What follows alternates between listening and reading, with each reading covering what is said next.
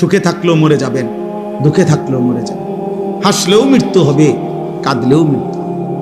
তবে হারাম থেকে বাঁচেন, গুনাহ থেকে বাঁচেন, গুনাহ থেকে বাঁচেন। এক মুমিনের প্রথম ডিউটি গুনাহ থেকে বাঁচা, দ্বিতীয় ডিউটি আল্লাহর হুকুম পালন করা। এটারে বলে তাকওয়া। তারকুল মুনকারাত, ফি'লুল খায়রাত। আগে হলো গুনাহ বর্জন, এরপরে হলো আদেশ পালন। আগে হইল ক্ষতিকারক জিনিস যেটা, এটা সরানো, এরপরে হলো উপকারী জিনিস আনয়ন করা। দাফউল মুদাররাতি মুকদ্দামুন আলা জালবিল মানফাআ। আরবি ভাষার প্রবাদ, গুরুত্বপূর্ণ মূলনীতি। আগে ক্ষতি সরাও, এরপরে উপকার আনো। আগে গ্রিলে ঝংকার রং দিবে, আগে ঝংকার সিরিজ কাগজ দিয়ে ডইল্লা, আগে ঝংকার সরাও যে সমস্ত পুরাতন, এরপরে রং লাগাও। আগে কুত্তা সরাও, এরপরে ভিক্ষা দাও। বাংলা ভাষায় বলে যে ভিক্ষা থাক, কুত্তা সামলাও। চাল দিয়ে না আমনে কুকুরটা সরা। আগে গুনাহ বর্জন করো। ইত্তাকিল মাহারিম তাকুন আবাদান নাস। নবী সাল্লাল্লাহু আলাইহি সাল্লাম বলেছে, গুনাহ ছাড়ো, তুমি হবে সর্বশ্রেষ্ঠ ইবাদতওয়ালা বান্দা। নবীজি বলছে, ফাত্তাকুদ দুনিয়া ওয়াত্তাকুন নিসা। দুনিয়ার ধোঁকা থেকে বাঁচো, নারীর ধোঁকা থেকে বাঁচো, নারীর ধোঁকা থেকে বাঁচো। আল্লাহর নবী সাল্লাল্লাহু আলাইহি সাল্লাম বলছেন, আল্লাহ কোরআনে বলছেন, ওয়াদারু যাহিরাল ইসমি ওয়া বাতিনা। হে আমার বান্দা, প্রকাশ্য গোপন সব গুনাহ থেকে বাঁচো, ছেড়ে দাও। ওয়ালা তাকরাবুল ফাওয়াহিশা মা যাহারা মিনহা ওয়া মা বাতান। আল্লাহ বলছে, বান্দা প্রকাশ্য গোপন কোনো অশ্লীলতা বেহায়াপনার কাছেও যেও না। আল্লাহ বলছে, ওয়ালা তাকরাবুজ জিনা। আমার বান্দা জিনা ব্যভিচারের কাছেও যেও না। ইন্নাহু কানা ফাহিশা। এটা খুব বেশি খারাপ কাজ। এই যুবক, নারীর এই অসভ্য প্রীতি, নারীর এই আকর্ষণ, এই মোবাইল, নারীর ছবি, অশ্লীল দৃশ্য, হারাম এই ছবি, খোদার কসম এটা ছবি না। মোবাইলের ওইটা নারী না, মোবাইলের ওইটা নারীর ছবিও না, এটা নারীর ছবির ছায়া। মোবাইলের ওইটা নর্তকী না, ওইটা নর্তকীর ছবিও না, নর্তকীর ছবির ছায়া। ছায়ার সাথে প্রেম হয় না, ছায়ার সাথে ভালোবাসা হয় না, ছায়ার সাথে রাত কাটায় না, ছায়ার সাথে জীবন নষ্ট করে না কোনো বেওকুফ বোকা মূর্খ ছাড়া আর কারোর জন্য এটা সাজে। এজন্য মোবাইলের এটা ছায়া, ছায়া, এটা নারী না। সিনেমা নাটকের এটা ছায়া, এটা নারী না। ছবি ওরা, এটা ছায়া, এটা ছায়া। হায় হায়, কাপুরুষ মুসলমান এত কাপুরুষ হয় না রে বাপ। মুসলমান যুবক হিসাবে কলঙ্ক। তোর মতো কাপুরুষ মুসলিম যুবক না হলে ভালো ছিল, যার রক্তে ইমান জাগে না, কলিজায় যার ইমান জাগে না। বেঈমান আমাদেরকে নিয়ে নাচে, ফুর্তি করে। একবার কয় চুল এদিকে ফিরা, মুসলমানের যুবক কহ ফিরাইলাম। আবার কয় না এবার এদিকে ফিরা, না এবার এদিকে ফিরাইলাম। আহা, এ তো কাপুরুষের পরিচয়, এ তো আত্মমর্যাদাহীন পুরুষের পরিচয়। এই জন্য এই বন্ধুর কথা যদি শুনো, এই ভাইয়ের কথা যদি মনে থাকে, আমি যদি কোনোদিন আর বলতে না পারি, আজই বললাম, এমন মুশরিকের চুল তোমরা রাখো না। এই চুল তোমাদের প্রমাণ করে তোমার কোনো বাপ নাই। হ্যাঁ হ্যাঁ, কারণ তোমার বাবার সাথে তোমার কোনো সম্পর্ক নাই। তোমার বাবার চুল এমন না, তোমার বাবার চলাফেরা এমন না। এই মুশরিকের চুল প্রমাণ করে তোমার কোনো আল্লাহ নাই, তোমার কোনো নবী নাই, তোমার কোনো ধর্ম নাই। তোমার ধর্মই তোমার মোবাইল, তোমার সব কিছু তোমার মোবাইল। আফারাআইতা মান ইত্তাখাযা ইলাহাহু হাওয়াহু। আল্লাহ কোরআনে বলছে, হে নবী আপনি দেখেন ওই নাফরমানদের, যারা তাদের মনের ইচ্ছাকেই নিজের খোদা বানিয়ে ফেলেছে। কোরআন শরীফের আয়াত কি না হুজুর? আফারাআইতা মান ইত্তাখাযা, যে তার নিজের হাওয়া, নিজের মনের চাহিদাকে নিজের খোদা বানিয়ে ফেলেছে। আল্লাহ বলছে, আমি তোরে ওয়াদা দিলাম, ওয়া আদাল্লাহুল্লাহু আলা ইলমিন, আমি তার ইচ্ছে করে, আমি আল্লাহই তাকে পথভ্রষ্ট করে দেব। মনের চাহিদার ধারাবাহিক অনুসরণ করিলে আল্লাহর ওয়াদা আছে। আল্লাহ বলছে একদিন আমি তাকে এমন পথহারা করে দেব, আর কোনোদিন সে পথ পাবে না। আর কোনোদিন না, আর কোনোদিন না। ওয়া খাতামা আলা সামঈহি ওয়া কলবি, আমি তার কানে এবং তার অন্তরে মোহর মেরে দেব। ওয়া জাআলা আলা বাসারিহি গিশাওয়া, আমি তার চোখের সামনে পর্দা ফেলে দেব। কানও বন্ধ, দিলও বন্ধ, চোখের সামনে পর্দা। ফামান ইয়াহদিহি মিন বাদিল্লাহ, আল্লাহ বলে বন্ধু বলেন তো এবার এই নাফরমানকে আমি আল্লাহকে বাদ দিয়ে এবার হেদায়েত দিবে কে?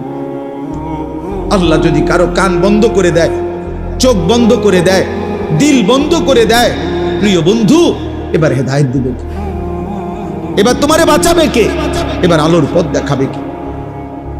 365 দিন, বছরের পর বছর, দিনের পর দিন যারা নামাজ পড়েন না, এই বয়স্ক বাবা, মাঝ বয়সী 30 বছর ধরে সুদ খান যারা, কিস্তি নেন, 40 বছর ধরে যারা বিড়ি খাইতেছেন, সিগারেট খাইতেছেন, বছরের পর বছর ধরে যারা বৃদ্ধ বয়স হয়ে যাওয়ার পরেও টেলিভিশনে চা দোকানে বসে বসে নাচ গান নর্তকীর ছবি দেখেন, নাটক সিনেমা দেখেন, যেই সমস্ত মায় বোনেরা 20 বছর 30 বছর ধরে বেপর্দা চলতেছে, কথায় কথায় বছরের পর বছর গালি দিচ্ছেন, হারাম রোজগার করছেন, 2 নম্বরই উপার্জন করেন, ওজনে কম দেন, 2 নম্বরই ব্যবসা করেন, এই নাফরমান যদি আল্লাহর কোনোদিন না ফিরায়,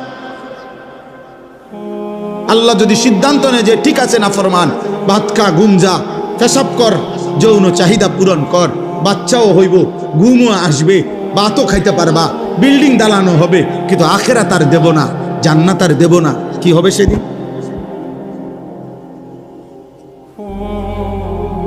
ওয়ালা তাকুনু কাল্লাযীনা নাসুল্লাহ ফাআনসাহুম আনফুসাহুম।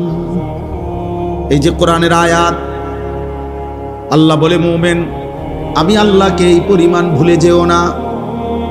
বেশি দিন ভুলে গেলে বান্দা, একদিন আমি নিজেই তোমাকে তোমার আত্মপরিচয় ভুলিয়ে দেব। ফাআনসাহুম আখিরাতাহুম ফাআনসাহুম মাসালিহাহুম, আল্লাহ বলেন আমি তোমার কবর, হাসর, আখিরাত, মিজান, ফুলসিরাত ভুলিয়ে দেব। আর কোনোদিন মনে পড়বে না তুমি মরবা, আর কোনোদিন মনে পড়বে না তোমার কবর হবে, আখিরাত হবে। অথচ তুমি ভুলে গেলেও তোমার মৃত্যু হবে, হবে না? কথা বলে না? কেউ ভুলে গেলে মৃত্যু হয় না, কেউ না বুঝলে তার মৃত্যু হয় না, কেউ অসুস্থ হলে তার মৃত্যু হয় না। আল্লাহ তাআলা এই আয়াতের মধ্যে, সূরা লোকমানের এই 2টা আয়াত, এবার আমি সংক্ষেপে এটা বললেই আমার কথা শেষ হয়ে যাবে। এই 2টা আয়াতের মধ্যে আল্লাহ তাআলা মক্কার কুরাইশ কাফের, একজন কাফের নজর ইবনে হারিস, এই কাফের নবীজি সাল্লাল্লাহু আলাইহি সাল্লামের কোরআন, নবীজি যখন কাউকে কালেমার দাওয়াত দিতেন তখন নবীজি তার সামনে কোরআন পড়তেন। তো আল্লাহর কোরআন পড়লেই ধীরে ধীরে ওই মানুষটার দিল নরম হয়ে যেত, নবীজির দলভুক্ত হয়ে যেত। তো মক্কার কুরাইশরা বারবার ভাবতো যে মুহাম্মদ এবং তার অনুসারীদের উপরে আমরা জুলুম অত্যাচার করি, কত গালিগালাজ করি, আমরা মুহাম্মদের অজান্তে আমরা লোকদেরকে বুঝাই, কিন্তু এই কোরআনের সামনে কোনো কিছুই টিকে না। মুহাম্মদ যখনই কোরআন পড়ে মানুষগুলোর দিল নরম হয়ে যায়, মানুষ তার দলভুক্ত হয়ে যায়। সুবহানাল্লাহ। তো এই মক্কার কাফেররা বলল, আহারে আমাদের কাছে তো কোরআনের বিপরীত কিছু নাই, যেটা দিয়ে মুহাম্মদের কালেমার দাওয়াত ঠেকাবো, এটা তো নাই আমাদের কাছে। তখন এই মক্কার কুরাইশ নজর ইবনে হারিস, এই কাফের সর্দার, ইরান থেকে, মানে এখন বলে ইরান, আগে বলতো পারস্য, এই ইরান থেকে সে ব্যবসার উদ্দেশ্যে গিয়া ইরান দেশ থেকে একজন নারী যে ছিল দাসী, সাথে সাথে গায়িকা, নর্তকী, যে নাচতে পারত বাদ্যের তালে তালে, এবং পুরান দিনের কিচ্ছা কাহিনী সুর দিয়া দিয়া টাইনা টাইনা সে গাইতো, শুনাইতো। আর সে দেখছে ওইখানে লোকজন গোল হইয়া এরকম গায়িকার গান, বাদ্য, নৃত্য, গানের আসর শুনে খুব মনোযোগ দিয়া। তো এই নজর ইবনে হারিস অনেক টাকা দিয়া একটা দাসী কিনে আনছে মক্কায়, আইনা মক্কার কুরাইশদেরকে বলছে মুহাম্মদের কোরআনের ব্যতিক্রম বিকল্প আমি একটা জিনিস রেডি করছি। নাউজুবিল্লাহ। বলছে কি? তো এই কথা বলার পরে সে এই কুরাইশদেরকে একসাথ করে বলছে, এই দেখো, তখন সে তার ওই দাসী যে গায়িকা ছিল, নাচতে পারত, গান গাইতে পারত, বাদ্যের তালে তালে নাচতো, গাইতো, পুরান দিনের কিচ্ছা কাহিনী সুরে সুরে টাইনা টাইনা বলতো, এই না দাসীকে সে এদের সামনে পেশ করছে। এবার সে বাদ্যের তালে তালে নাচে, গায়, আর ওই পুরান দিনের কিচ্ছা কাহিনী সুরে সুরে টেনে টেনে বলে। আর আস্তে আস্তে কিছু দুষ্ট চরিত্রের যুবক, কিছু দুষ্ট চরিত্রের অসৎ মানুষ ধীরে ধীরে ওই গান বাদ্যের আড্ডার মধ্যে জমতে শুরু করছে। আর তখন এই ব্যক্তি, এই নজর ইবনে হারেস, এই মুশরিক কাফের বসা বসা নবীজিকে ঠাট্টা করত আর বলতো, মুহাম্মদ তোমার কোরআন এবার বুঝবা, দেখি তোমার কোরআন শুনে কয়জন আর আমার গায়িকার গান শুনে কয়জন। কোরআনের বিপরীতে নবীর কোরআনকে, দ্বীনকে, শরীয়তকে ঠাট্টা করত। এই মুশরিকের এই আচরণের জবাবে কাফেরদের এই গান বাদ্য, গানের আসর, গায়িকার আসর, নায়িকার আসর, নৃত্যের আসর, বাদ্যের আসর জমানোর কারণে আল্লাহ তাআলা তাদের জবাবে কোরআনের এই দুইটা আয়াত নাজিল করেছে। বুঝতে পারছুনি ভাই? এবার আয়াতের তর্জমা শুনেন। আল্লাহ তাআলা বলেন, অমিনান নাসি মান ইয়াশতারি লাহওয়াল হাদিস। আল্লাহ বলেন, বন্ধু, কিছু নাফরমান পাপী আছে, লোক এমন, কিছু লোক এমন আছে যারা প্রতিনিয়ত বেহুদা কথা, অনর্থক কথা, এই অনর্থক কথা বলতে, বেহুদা কথা বলতে, অপ্রয়োজনীয় গুনাহ মিশ্রিত কথাবার্তা সংগ্রহ করে, ক্রয় করে, ব্যবস্থাপনা করে, আসর জমায়। সমস্ত তাফসিরের মধ্যে আছে এই বেহুদা কথা বলতে, অনর্থক কথা বলতে বুঝানো হয়েছে আল গিনা ওয়াল মাজামির, গান এবং বাদ্য। এটার প্রথম অর্থ। আরো অতিরিক্ত অর্থ হইল ক্রীড়া, কৌতুক, হাসি, ঠাট্টা, বেহুদা, এই নাটক, নভেল, অবসর বিনোদনে হাস্যরসিকতা করে অর্থহীন অপ্রয়োজনীয় যত কথা, এগুলোকেও বলা হয় লাহওয়াল হাদিস। তবে প্রথম অর্থ হইল গান বাদ্য। আল্লাহ তাআলা বলেন, এই যারা প্রতিনিয়ত গান বাদ্য সংগ্রহ করে, ব্যবস্থাপনা করে, কেন?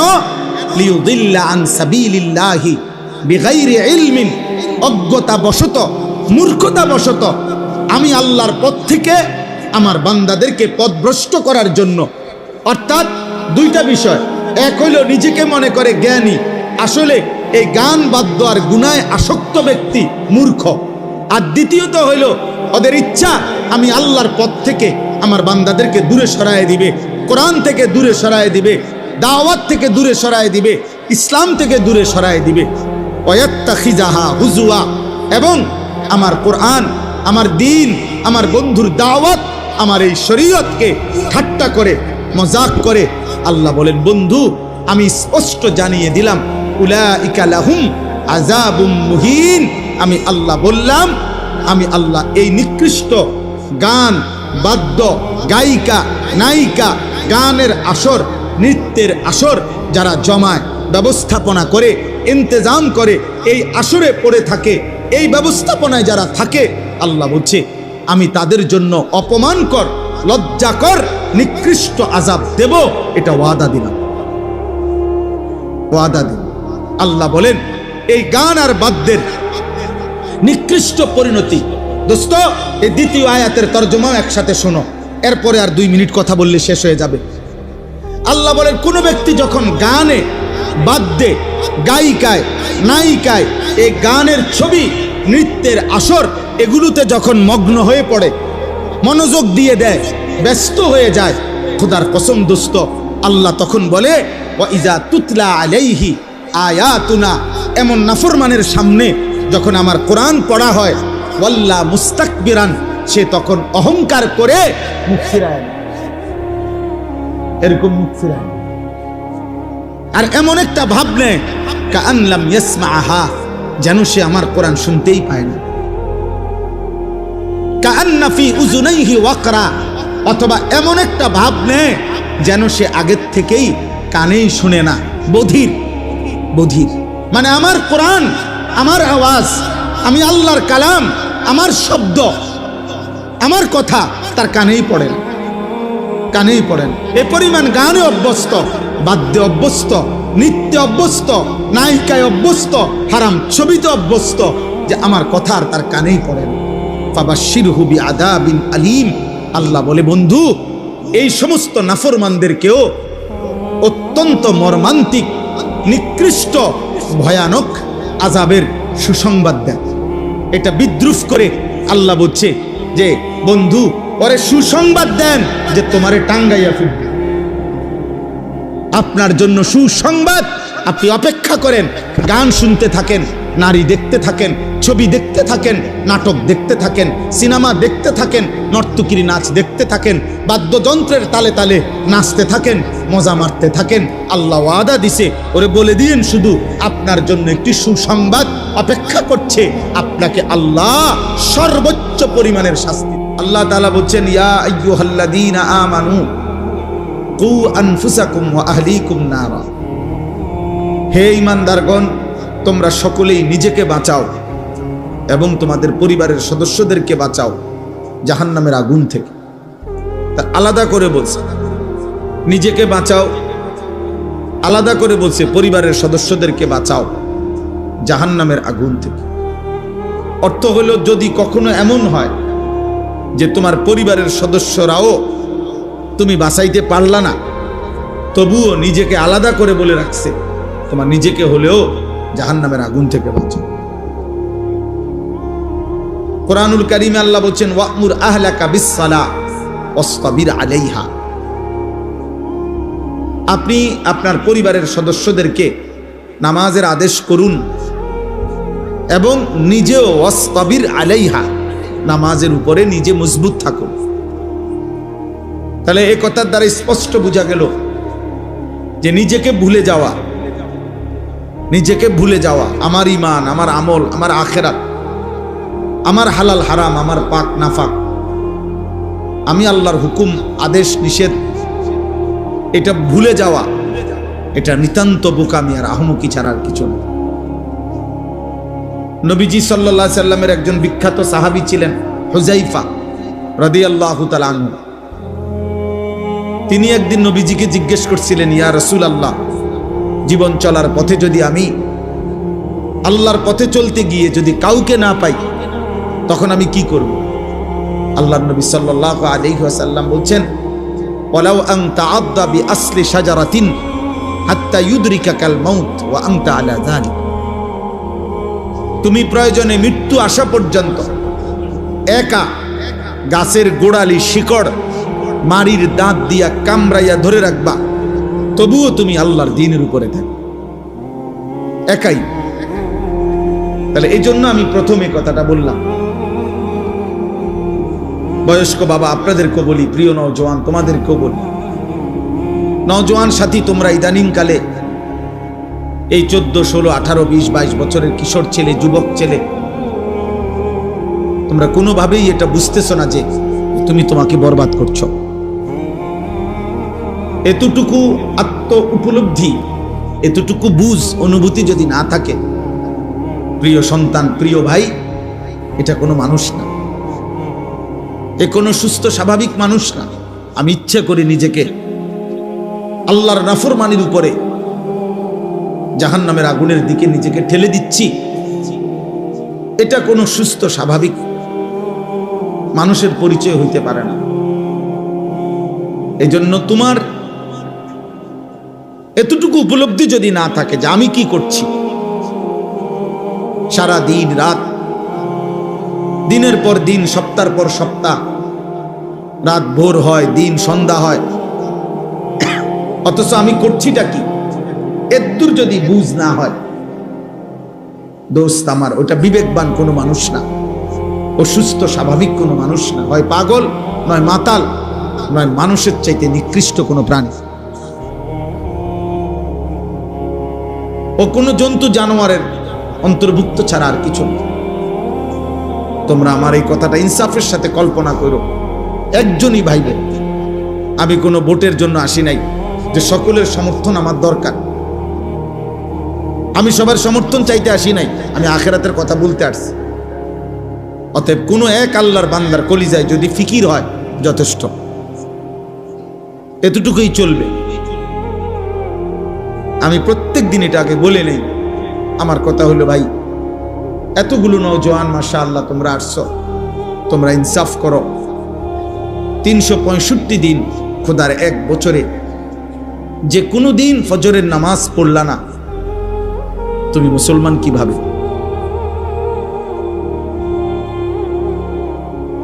আমি কেমনে বুঝতাম যে তোমার কোনো আল্লাহ আছে? আমি কিভাবে বুঝবো তোমার কোনো নবী আছে? এটা কেমনে প্রমাণিত হবে তোমার কোনো ধর্ম আছে? এটা কিভাবে প্রমাণিত হবে তোমার কোনো কিতাব আছে? তুমি মুসলিম সম্প্রদায়ের অন্তর্ভুক্ত। 365 দিনে কোনো দিন মনে পড়লো না, কেউ তোমারে মনে করাইলো না যে মুসলমানের উপরে ফজরের নামাজ ফরজ। আমার বাড়ির একজন চাচা, মানে আমার বাবার চাচাতো ভাই, আজকে সকালবেলা ফজরের নামাজের জন্য উঠছে। ফজরের নামাজের উইঠা অজু করতে বসছে, ঘুরাইয়া পড়ছে। ফজরের নামাজের জামাতের আগ মুহূর্তে ইন্তেকাল করছে। দোস্ত আমার, প্রতিটা রাত তোমার জন্য আমার জন্য ভোর হবে এর কোনো নিশ্চয়তা নাই, এর কোনো নিশ্চয়তা নাই। প্রতিদিন এভাবে পৃথিবী থেকে রাতের অন্ধকারে মানুষ মৃত্যু হয়, দিনের আলোতে মানুষের মৃত্যু। এই রাত অসংখ্য ব্যক্তির জন্য আগামীকালকের ভোর আনবে না। আগামীকালকের দিন অসংখ্য ব্যক্তির জন্য রাত আনবে না, রাত আনবে না।